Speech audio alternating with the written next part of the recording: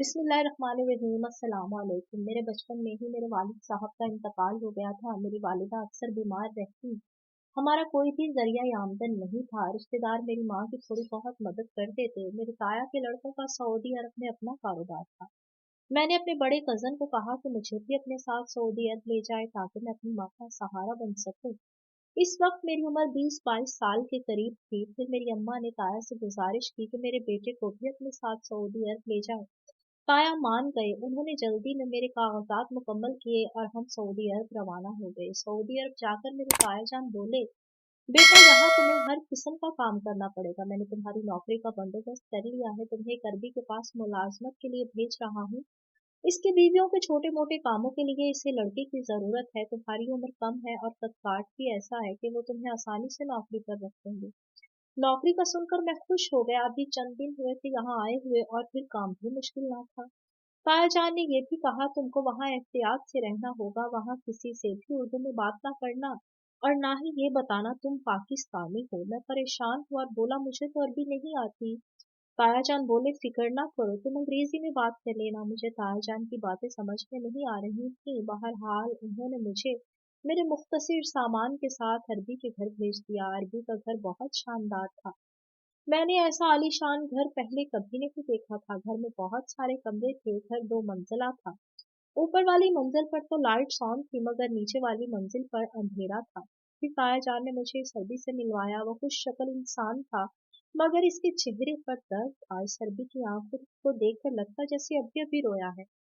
मेरे दिल में ख्याल आया, इस आदमी ने 5 शादियां की मगर ये इतना दुखी क्यों है। तायाजान ने मुझे खुदा हाफिज कहा और मुझे यहाँ छोड़कर खुद वापस चले गए। फिर अरबी ने एक लड़के को बुलाया और मुझे इसके साथ भेज दिया। वो लड़का मुझे लेकर एक कमरे में गया और बोला, यहाँ पर किसी को ये बात मत बताना तुम पाकिस्तानी हो और उर्दू जानते हो, नहीं तो बहुत बड़ा मसला हो जाएगा।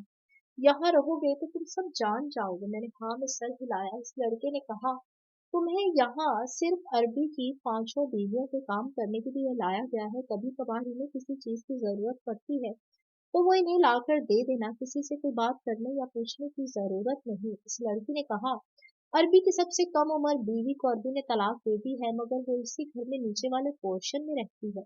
ये सुनकर मुझे और भी ताज्जुब हुआ। मैं सारा दिन बैठा अरबी की बीवियों के ऑर्डर का इंतजार करता रहता। एक दिन अरबी की बीवी का अरबी से झगड़ा हो गया। वो बहुत ऊंची आवाज में चिल्ला रही थी। अरबी उसको मनाने की कोशिश कर रहा था मगर वो अरबी की कोई भी बात सुनने को तैयार ना थी। अरबी की बीवी ने अपना तमाम सामान इकट्ठा किया और घर से चली गई। अरबी ने इसकी बहुत मिन्नतें की मगर वो ना मानी। मैं ये सब देख रहा था। इस औरत के जाने के बाद अरबी ज़ारो पुकार रोने लगा और अल्लाह से माफी मांगने लगा। मैं ये सब देख कर हैरान रह गया। मुझे इतनी समझ आई कि अरबी अपनी किसी गलती पर बहुत शर्मिंदा है और अब अल्लाह से माफी मांग रहा है। इसके बाद अरबी मेरे पास आया और कुछ बातें करने लगा। मुझे इसकी बातें समझ में नहीं आ रही थी। फिर अरबी ने एक लड़के को आवाज देकर बुलाया और इससे कुछ कहा। फिर इस लड़के ने जो कुछ मुझे बताया वो सब सुनकर तो मैं हैरान रह गया। अरबी ने कहा, मैं इसकी एक बीवी से शादी कर लूं। मुझे लगा अरबी मुझे आजमा रहा है, मैं इसका वफादार हूँ या नहीं। मैंने फौरन शादी से इनकार कर दिया। अरबी समझ गया मैं इसके डर की वजह से शादी से इनकार कर रहा हूँ। अरबी ने मेरे आगे हाथ जोड़े बोला, अल्लाह के लिए मेरी बीवी से शादी कर लो। रात को ये सब बात मैंने जाकर अपने ताया को बताई। ताया ने अरबी से मुलाकात की और मेरे ताया को तमाम बातें समझाई। ताया बोले, तुम्हारे पास अच्छा मौका है, तुम अरबी की सबसे छोटी बीवी से शादी कर लो। बाकी का काम अरबी तुम्हें बाद में बताएगा। ताया के इकरार पर मैंने निकाह कर लिया और अगले दिन ही मेरा इस लड़की से निकाह कर दिया गया। जिस लड़की से मेरा निकाह था वो पाकिस्तानी थी। और आखिर अरबी अपनी बीवी की शादी मुझसे क्यों करवाना चाहता था। अरबी ने सबा को तलाक दे दी थी। फिर मेरा और सबा का निकाह हो गया। निकाह के बाद हमें एक अलग कमरे में बिठा दिया गया। सबा रो रही थी। निकाह के बाद मैं और सबा कमरे में अकेले थे। सबा की आंखों में आंसू थे। वो बोली, अब तुम मुझे तलाक दे दोगे क्योंकि मेरे नसीब में सिर्फ तलाक ही क्यों है। मैं हैरान होकर इसकी तमाम बातें सुन रहा था। मैंने सबा से सवाल किया, तुम कौन हो, यहाँ कैसे आई हो और मेरी शादी तुम्हारे साथ क्यों करवाई गई है। सबा ज़ारे की तार रोने लगी। मैंने इसे चुप करवाया, तसल्ली दी और कहा, मैं तुम्हें बहुत खुश रखूंगा, ये मेरा तुमसे वादा है। मेरी बात सुनकर सबा और रोने लगी। मैंने इससे रोने की वजह पूछी। फिर सबा ने मुझे अपने बारे में बताना शुरू किया। तुम जानते हो, अरबी की बीवी इसके कमरे से निकलने के बाद रोती क्यों है और कोई भी औरत इसके साथ बस क्यों नहीं पाती? अब तक अरबी 30 औरतों से शादी कर चुका है, तुम जानते हो 30 शादियों पर कितना खर्चा आता है, लेकिन अब इसे सबक मिल चुका है कि इसे क्या करना है। इसीलिए तो इसने मेरी शादी तुमसे करवाई। सबा ने अपने बारे में बताना शुरू किया। मैं अपने स्कूल में अव्वल नंबर पर आती थी। मैं बहुत खूबसूरत थी। मेरा ताल्लुक एक मिडिल क्लास घराने से था। मेरे वालिद साहब मजदूरी करते। एक दफा मैंने फंक्शन के एक डांस प्रोग्राम में हिस्सा लिया। इस फंक्शन में बहुत बड़े बड़े लोग मौजूद थे। मैं बहुत मशहूर हो गई। बहुत सारे लोग मुझे पहचानने लगे।